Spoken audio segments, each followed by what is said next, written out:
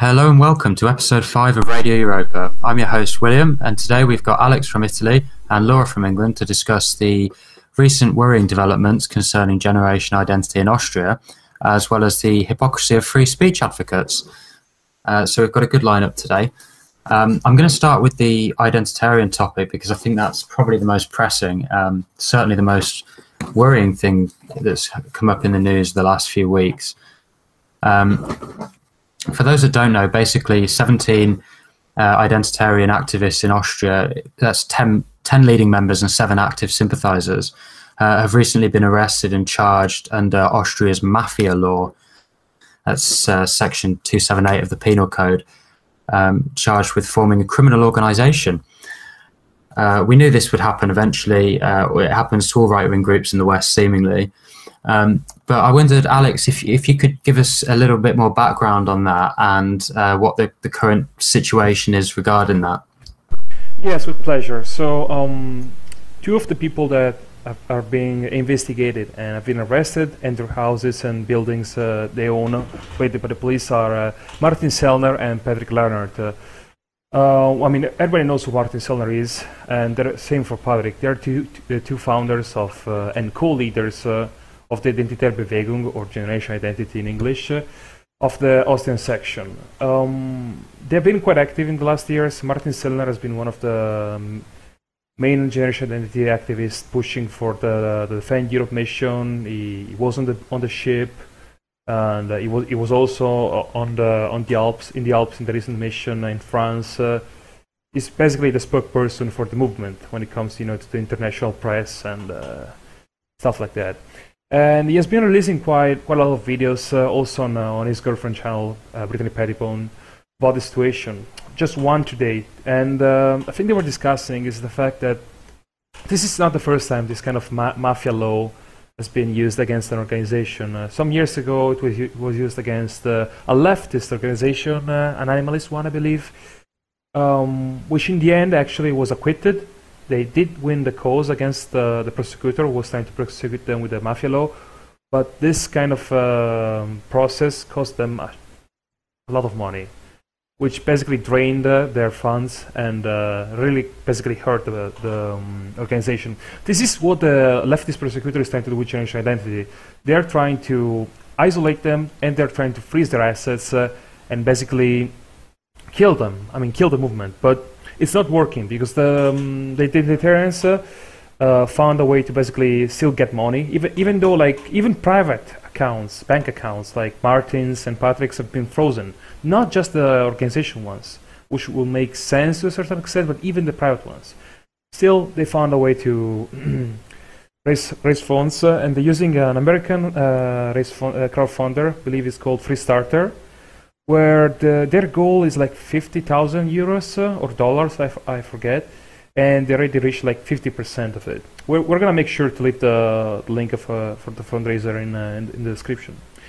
The thing is, the left in the deep state in Austria is gambling here. They're trying to gamble their reputation to hurt the movement. But in the case they get acquitted, which is very likely, because in the end, I mean, these are just young patriots. They're not mafia. They haven't committed any crime. Every single action from Generation Identity is peaceful, and most of the time follows even the basic laws. So they're just doing this to harm them. And the moment Generation Identity gets acquitted, they will probably actually get out of this stronger than before. Yeah, well, it's definitely the case normally that if you want to make something popular, the best thing to do is go after it with the law, because then it will drive a lot of interest their way, yes. And probably a lot of sympathy, yeah. It's interesting, actually. I did some research into this, and the public prosecutor, let me just find his name. His name is, I can't find his name, Christian something, but anyway, he's from Graz in Austria. Which is, funnily enough, a stronghold of communism in Austria. Yeah, it's a very leftist city. Well, it's the only part of Austria where the Communist Party, the KPO, actually has seats in the Landtag, the state parliament. They've got a couple of seats there. So I think it's definitely the case that this is politically motivated. I mean, do you think that Do you think that this is something that will happen just the once, or do you think if they fail, they'll try again and they'll keep trying until they've crushed the movement?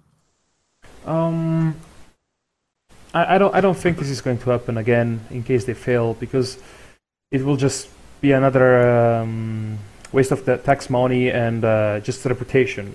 And this is the goal of Generation Identity. They want to show how stupid and basically how this law shouldn't exist. And plus, the activists are being accused of hate speech. You know, because what the prosecutor is using as an example of hate speech is one of the actions the identitarians did in Austria, like, what, 2-3 years ago? Just after the Bataclan massacre, they basically placed a banner on a government building saying Islamisierung getötet, which means Islamization kills. And according to the prosecutor, this is hate speech. Now, even the obvious is there is now hate speech, but yeah.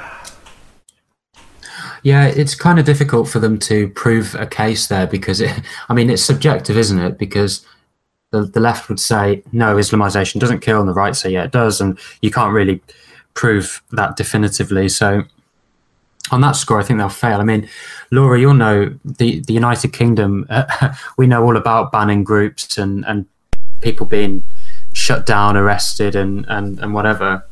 I mean, do you think that if it's, hypothetically, if it's successful in Austria, do you think they'll try and shut down Generation Identity in the UK too? To be honest, I just think we need to be prepared for more and more of this anyway, whether they do. I don't see it stopping, to be honest. We're hanging on by the skin of our teeth at Defend Europe, right? We've had I know it's not the same as going to prison, but we got our YouTube suspended and our Facebook and our logo changed, and you're just seeing attacks from the left everywhere. And that's what they do, because they don't go for your arguments because they know that they can't refute them. They go for your funds and they try and shut down what you're saying. So to answer your question, yes, I think they will go for the rest of Generation Identity, and I think they'll go for other people on the right in general as well. Yeah, I think especially if it gets popular in the United Kingdom like it has done on the continent, then it will definitely be a target of the state. They've already been targeted a lot, like banning speakers coming from other countries, treating them like criminals. Like, look at what happened to Tore Rasmussen. Like, Tore Rasmussen is a Norwegian activist. He's harmless, he looks harmless, he's a nice guy, he has never said anything extreme. He just rejects multiculturalism. And the man, Tore, he actually he lives in the UK, his residency is there. Yet, he was refused at the border and sent back to Norway. Like the UK, the Home Secretaries, I have no idea what they're doing, but it's just gonna get worse. I'm pretty sure that sooner or later the Generation Identity will be proscribed like they are some kind of terrorist organization, because that's the extent of the UK authorities. I wouldn't be shocked if they do it. Yeah, I could see it happening. I mean, the UK Home Office is an absolute joke. We don't know where this is coming from. We're supposed to have a conservative government, but they're singing to the tune of the left, right, left, and centre, and it's just embarrassing. But yeah, I could see it happening in the UK. I actually read an article in Der Spiegel earlier, which is quite interesting, where it referred to the Secret Service that protects the Constitution, in inverted commas. They were monitoring the German branch. They call them, in the newspapers, they call them Rechtsextremum, which is like right-wing extremist or whatever. So I could actually see it going the same way in Germany too. I don't know whether you agree with that one. I mean, they already tried to arrest the multiple activists in the past. Sometimes they succeeded. In France, they shut down November's rally in Paris. They basically condemned some activists for occupying a mosque that was like being built. Like, the repression has been ongoing for years. It's just that Generation Identity, compared to other right-wing movements that reject multiculturalism and Islamization, till now they have never slipped. They are never made any big mistake legally. Therefore, the authorities know that they have to basically break the law themselves to do something against Generation Identity. But I mean, sooner or later they will do it because they will realize that they're getting too much traction. But when they do it, it will be such a shock for the normal people when they're exposed to it that nobody will defend the government for this, except of course, well, the Antifa and all those idiots on the left that can't wait for some kind of police state all over Europe. But yeah, those people are just hopeless. Yeah, I agree. And what is concerning is if on the off chance it was successful in Austria, by their definition of criminal organisation, they could, in theory, bring the same action against the governing Freedom Party because they've had members charged with incitement, and then therefore they could theoretically say that the Freedom Party is a criminal organisation, and that's really worrying. They will outlaw every single thing that is right-wing. I mean, that's their plan. That's their plan. We laugh, but that's what they're planning. They want to do that. They want to outlaw free thinking. They want to outlaw anything that goes against their status quo. So yeah. I mean, it's quite a compliment, really, because it must demonstrate that, especially in Austria, that the nationalist movement is really gaining some importance, because otherwise the state wouldn't be going after them. Yeah, but talking about the FPO, like, if you are a so-called nationalist party and you have freedom in your name, I believe you also you believe in freedom of speech. Why are you not voicing your opinion, defending generation identity? Like, it makes no sense. If you don't defend them, they're coming for you next. It's that obvious. It's just... Yeah, I think that's been the disappointing thing, is that the FPO don't seem to have... They haven't said a single thing yet, and they probably won't. Exactly. They probably won't. Exactly. Which is sad, but... you know, who knows what's going to happen in the coming weeks, and I guess we'll have to watch it play out. And yeah, it's going to take a while. Hopefully, it works for us. Yeah. I guess these sorts of court cases, they're not quick. Well, they take course, months, because that's the plan. Whether they win the cause or not, the government and deep state are trying to basically bleed out generation identity funds. They're hoping that they run out of money, and people just start leaving. That's what they're planning. They also froze. Phalanx Europa bank account. Phalanx Europa is like the merch shop, but it's like a brand. It's not even like necessarily generation identity stuff, even like other stuff that was basically opened by both Martin and Patrick's. Even that thing was frozen. They're just trying to basically take every single cent they can from them. Yeah, and I guess that's where it would get concerning if they did start to run out of money, and then people might get a bit frustrated within the organisation, but hopefully they all keep the faith and they keep at it, because they do good things. Their demonstrations have been quite something to watch, especially like when they scaled Brandenburg Gate and the big banner when Erdogan visited Austria. It's I think it's their real help to the cause. It's metapolitics. It's what they do. I mean, they always call themselves the right-wing Greenpeace. You know what I mean? And it makes sense, using the leftist tactics against them. And this is why many fear the movement, because they know that they're different from the average far-right or right-wing organization that are expected to fight, Yeah, I guess they don't conform to the stereotype. Yeah. That's why they're not your old-school fascists. I mean, they're not fascists. They don't have a real political ideology. Mainly, they're just people from different ideologies that just don't want Europe to be basically ethnically replaced, and I don't think that's extreme at all. Well, no, I mean that's yeah, no, but that's why they are called Nazi hipsters, I think, something like that. That's what the media does with them. But it's interesting, isn't it? Because if you go to anywhere else in the world, those sorts of ideas are the governing ideas in Japan, Israel. They're all identitarian states in effect. Yeah. But just look what BBC did today. Like, it was either today or yesterday. They basically made a special, I think it was online, on, what was it? Mixed race identity or pride or something like that. And, they used Meghan Markle, whatever her name is, the mixed race woman marrying the royal guy. What's his name? I don't even know. Prince Harry. Yeah, Prince Harry, yeah. And they were basically pushing this mixed race propaganda, saying how cool it is to be mixed race, but just replace the thing White Identity Day or something, whatever, special. Imagine the outrage. Like, it's fucking unreal, and how normal people just don't realize this. It's the classic identity for me, but not for thee. It's just... it is like that. I mean, Laura, I guess you'd probably have a thing to say about that, because did you see the BBC article that Alex is referring to? I saw, I think Jason put it in the group chat, didn't he? And it was it like 7 or 8 different stories about mixed race people talking about how they're proud of their mixed race identity? Is that right? Yeah, something like that. Yes, that one. Yeah, it's just what Alex said. I mean, can you imagine if we were saying we're proud of our white identity? It just wouldn't be allowed, would it? I think the establishment, if we said that, the establishment would have a collective seizure and drop dead, wouldn't they? Yeah. They'd be so scared. Yeah. But, yeah, so I guess going back to the identitarian thing, I suppose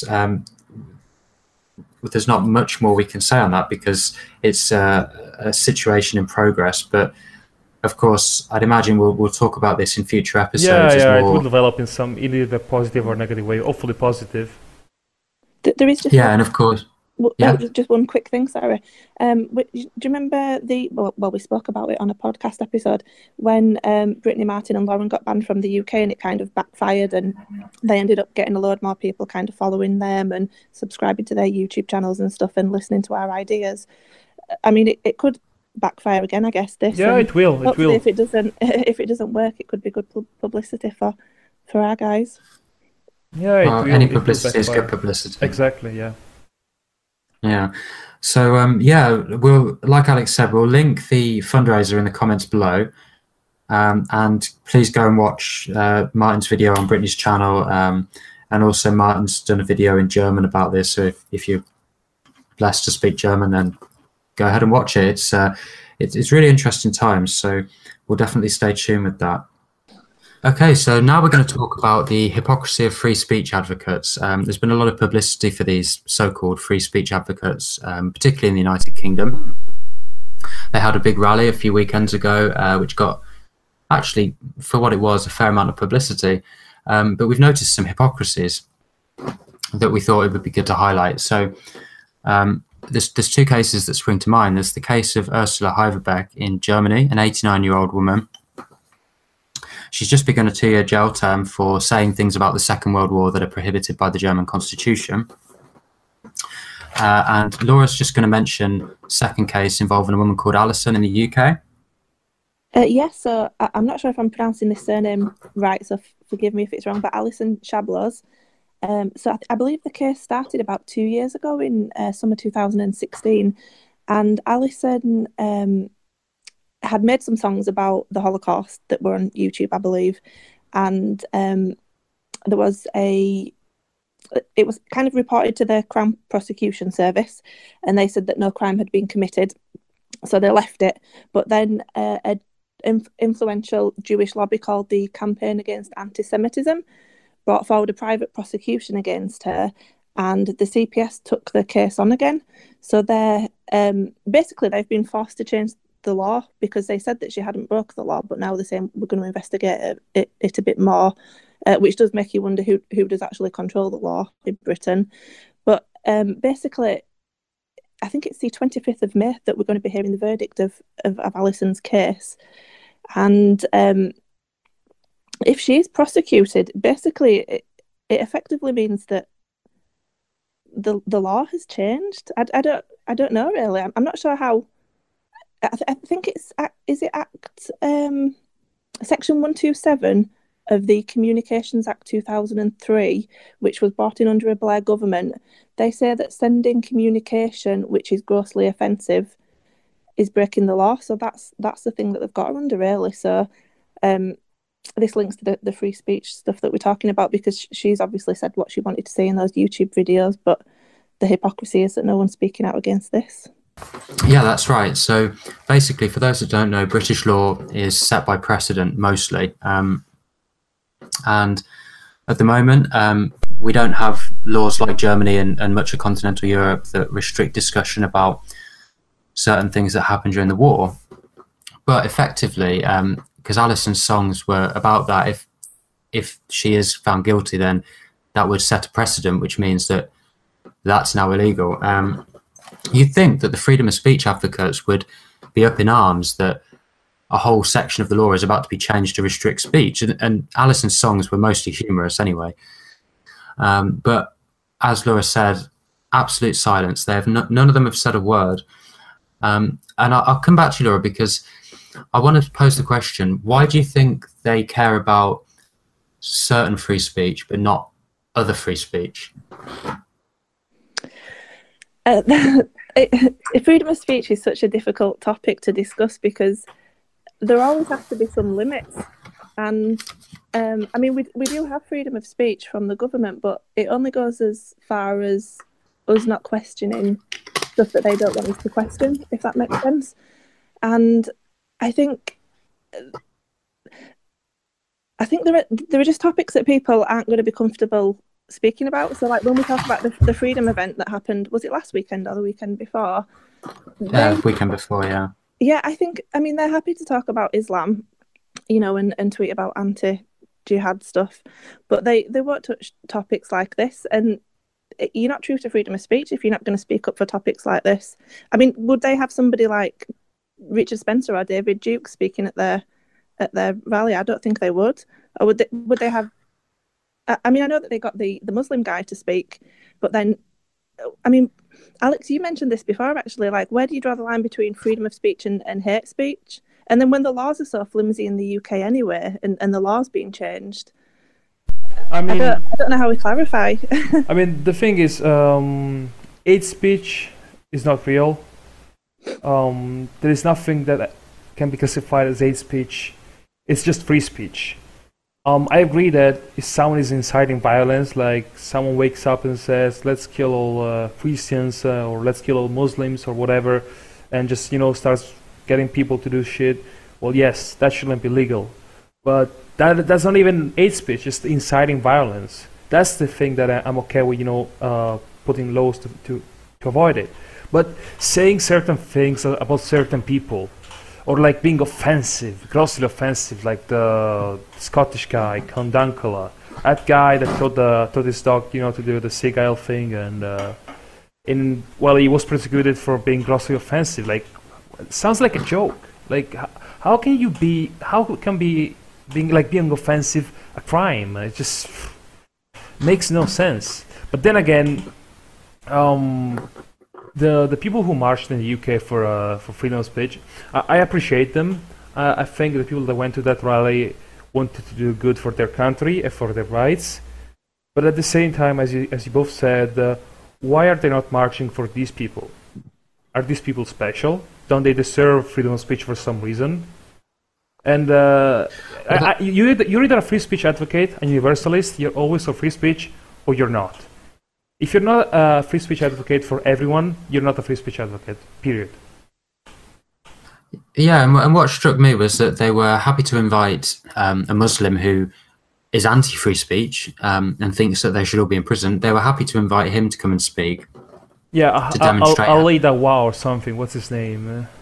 That's right. Yeah, and they did that, of course, to demonstrate that they will give a platform to people they don't agree with. Also, they're not racist. Don't call them racist. Well, yeah, of course, there's that. But then they don't agree with Alison or Ursula, but that's not the point. That's not the point. That's the thing. Exactly. You shouldn't agree with someone to defend the right of free speech.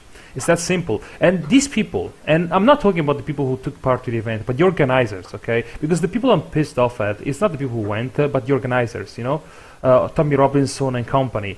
They want to fight for freedom of speech and all that stuff, and then they keep falling for the same tricks of the left. They don't want to be called racist or homophobic. What's their answer? They invite a Muslim and a fucking drag queen. Like, do they understand that these kind of tactics do not work? If you cave in with the left, you will lose. You give them an inch, they will take a mile.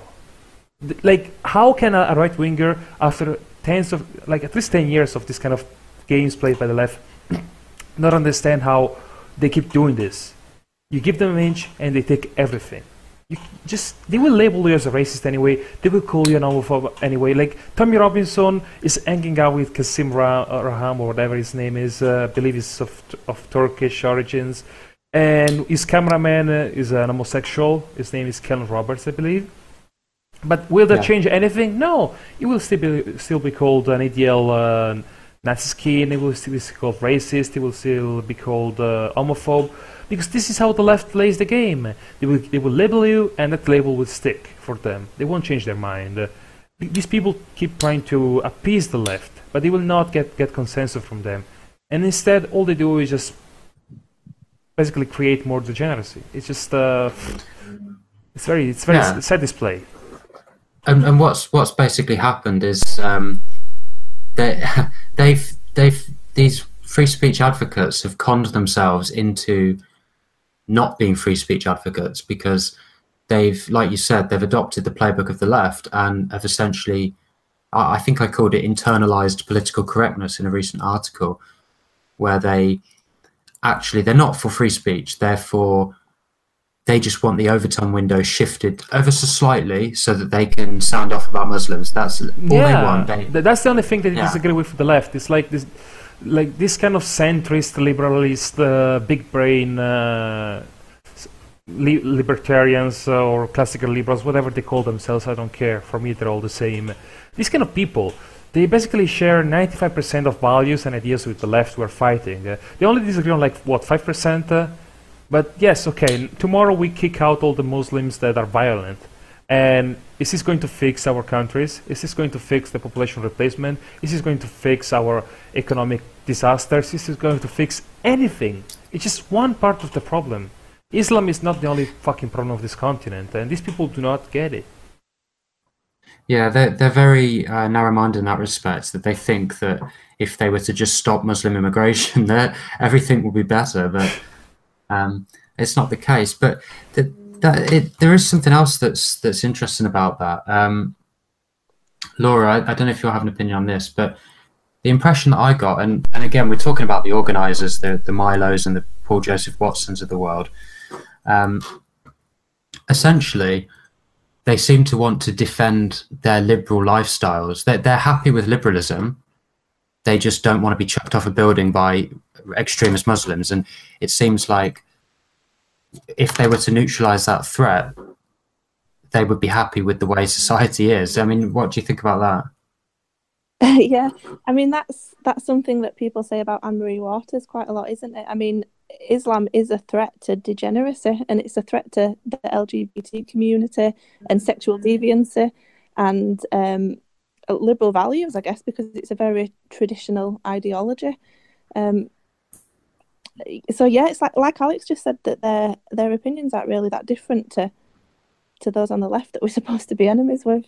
But I just think with freedom of speech anyway, I mean, I'm not an advocate of freedom of speech. I don't know if that's controversial, but I think maybe in a homogeneous society it could work. But when we've got, for example, Pakistani Muslim men in the country that don't think of me as an equal, then no, I don't agree with freedom of speech. And it links to democracy as well. And as the demographics of the country change, we know that they vote for parties that allow their families and stuff to join them. And I just think we're granting power to people that want negative things for the country, and I don't see why people are promoting that. Well, this is the thing, isn't it? I was making some notes on this earlier because, you know, I don't want the hate speech laws, but at the same time, I don't want to give a platform to people who, like the ones who write in the Guardian, or people of the Labour Party whose policies will destroy the country. I don't think that they're safe to have the platform. But I think at least we're honest about that, whereas the organisers of that event and the free speech movement, they still claim to be for universal freedom of speech, yet they won't defend certain people, and that's sad. And just for the listeners to be aware of as well, the Ursula case in Germany, it's not new. She's been in trouble. I mean, she's 89 years old. She's been in trouble for the last decade with the law over similar issues, and never have the free speech advocates, the classical liberals, any of them, they've never ever batted an eyelid. So there's definitely form, and I think personally, I think it's a false god to just demand free speech. I don't think that's the answer. I mean, just some closing thoughts on that. Would you guys agree with me there? Yeah, I agree. I mean, do I want Diane Abbott to have free speech? No, I don't. I wouldn't fight for her right to be able to say what she wants. And I just think, we're living in a time where it is kind of authoritarian in the UK. I mean, we've got freedom of the media, but are they on our side? No, we're not. Banking, politics, education, there's cultural Marxism everywhere.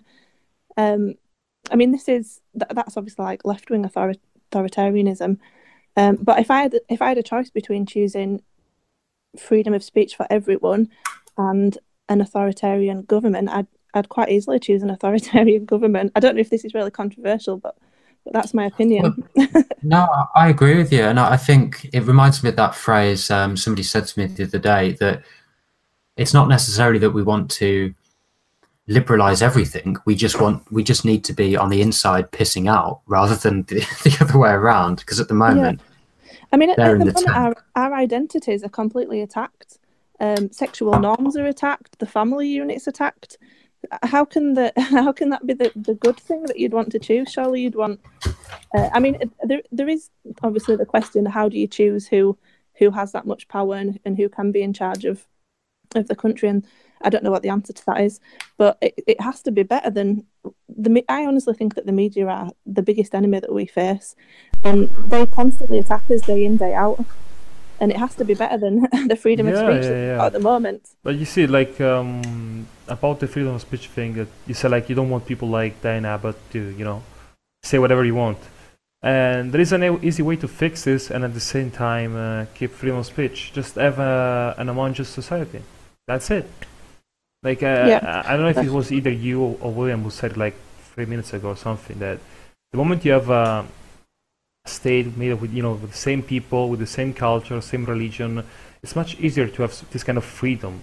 But the moment it becomes some kind of cultural hellhole, it will happen. One side or the other will basically censor the other one. It's just how it works. But it's that old thing. I mean, this has been the case back to the times of ancient Greece and Rome. I mean, I read an interesting quote by, I think it was Aristotle, the other day, that I don't know it word for word, but he basically suggests that heterogeneous societies with various races and cultural groups lend themselves to despots. And I think what's happening in the West is proving that point, because ever since we've had a diverse society, I use the word diverse euphemistically, it's since that time that our freedoms, our traditional freedoms, freedom of the press, freedom of speech, and equality before the law, have been encroached upon with increasing vigor. So I definitely agree that, in a homogenous society, there's so much more opportunity for freedom than in the societies we currently have. Yeah, and the thing is, as we're seeing in the UK, we're seeing in the US, the only way for the establishment to keep power on the citizens is to silence them, stop them from fighting back against, the diversification of the population, the replacement. And the more diverse it will get, the worse it's going to get, because violence, like in London, people getting stabbed every single day, the acid attacks, sooner or later there will be made laws exceptionally to fight that. But even people that, like the white British people of London, will have to, basically suffer those laws. Like, let's say that tomorrow they start some stop and search practice. Even that thing, even though it's good because it's fighting crime, it's still something that is being caused by foreigners. Or like, think about airports like 20, 30 years ago, how better they were. Like, there was like no long queues for security, people like traveling without worry. Like, all this multiculturalism is just changing us, whether we like it or not just ethnically, but even the way we live. It's very sad. It is, yeah, and it's like we've already said that none of these stringent security measures were necessary before our societies were diverse, and I think you've only got to look at the police states that we now have in Europe to demonstrate. I mean, France in particular, there's soldiers on the streets of Paris on a daily basis. Yeah. Not just Paris, any big city. I was in Cannes like 2 years ago, and there was patrols all around the coast. Yeah, and it's just sad. I mean, because the native population, who by and large are not committing these terrorist atrocities and are not, you know, doing the gang rapes and all that sort of thing, they have to suffer the restrictions like everybody else, and it's not fair. It's not right. I mean, a year's gone by since we had all the terror attacks in the UK, but it was it was a very different country back then to what it was before and what it is now. I mean, we had armed guards on the streets, not just in London, but I'm from Leeds, and they were walking around in Leeds, you know, with the rifles and stuff. So it does have a big impact on how we live, and I wonder what children think sometimes, you know, growing up around this and seeing it all the time, because it's very different to when I was growing up. Indeed, yeah. Well, these are dark times, and of course, this is a topic again that we'll develop in more detail in coming episodes. But for now, I think that's all we've got time for today. We will put links to Martin's fundraiser, like we discussed, at the bottom. We'll also put various links to Twitter profiles and articles that are relevant to the episode. And until next time, thanks for tuning in. Thank you. Thank you.